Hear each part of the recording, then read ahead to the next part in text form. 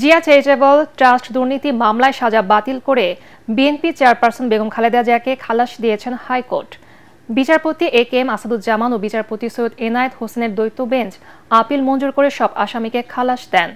এদিকে বড়পুকুরিয়া কয়লা খনি দুর্নীতি মামলায় বেগম জিয়া সহ ৩ জনকে অব্যাহতি দিয়েছে আদালত।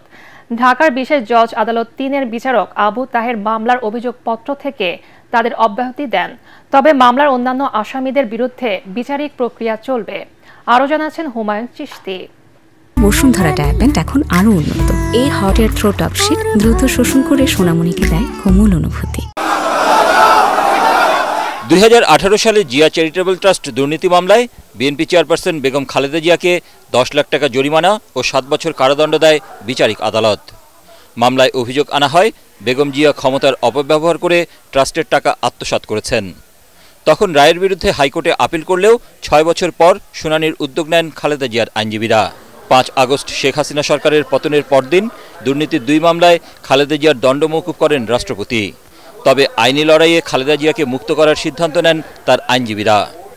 বুধবার শুনানি শেষে আপিল গ্রহণ করে সব আসামিকে খালাস দেন হাইকোর্ট।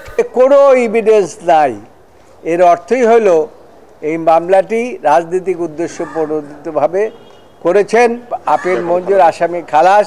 তিনি সেদিন ন্যায় বিচার চেয়েছিলেন, কিন্তু আদালত থেকে ন্যায় বিচার পাননি।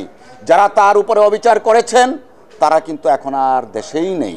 ন্যায় বিচার দেশনেত্রী বেগম খালেদা জিয়া পেয়েছেন আজকের এই রায়ের মাধ্যমে। দুদকের করা এই দুর্নীতি মামলায় খালেদা জিয়াকে সাজা দেওয়া হলেও আপিলে দুদকের আইনজীবী জানান ট্রাস্ট থেকে খালেদা জিয়া কোনো টাকা আত্মসাৎ করেননি।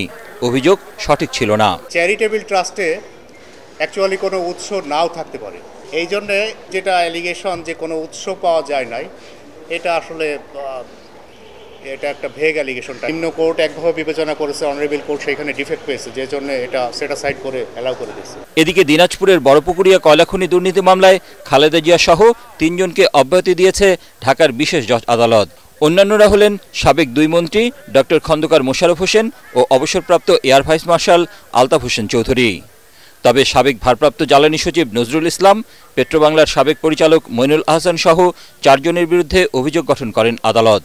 তাদের বিরুদ্ধে বিজ্ঞ আদালত অভিযোগ গঠন করার মতো মামলার এজাহার, চার্জশিট এবং সাক্ষীদের বক্তব্য পর্যালোচনায় কোনো রকম প্রাথমিক অর্থাৎ প্রাইমা ফেসি কোনো কেস না পাওয়ায় তাদেরকে এই মামলার দায় হইতে অব্যাহতির আদেশ প্রদান করেছেন। তাৎক্ষণিক প্রতিক্রিয়ায় অব্যাহতি পাওয়া বিএনপির 2 নেতা বলেন, তৎকালীন সরকার হেনস্থা করতেই এই মিথ্যা মামলা করেছিল।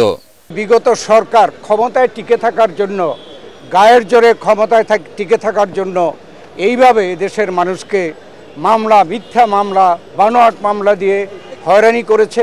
গত 16 বছর এই মামলার ঘানি আমরা টেনেছি। এই অত্যাচার সহ্য করে, এই অন্যায়ের অত্যাচারের স্টিম রোলার সহ্য করে আমরা কিন্তু মাঠে টিকেছিলাম। বড়পুকুরিয়া খনির কয়লা উত্তোলন, ব্যবস্থাপনা ও রক্ষণাবেক্ষণে ঠিকাদার নিয়োগে অনিয়মের মাধ্যমে রাষ্ট্রের 158 কোটি 71 লাখ টাকার ক্ষতি সাধন ও আত্মসাতের অভিযোগে 2008 সালে মামলা করে দুদক। হুমায়ুন চিশতি, এটিএন বাংলা, ঢাকা।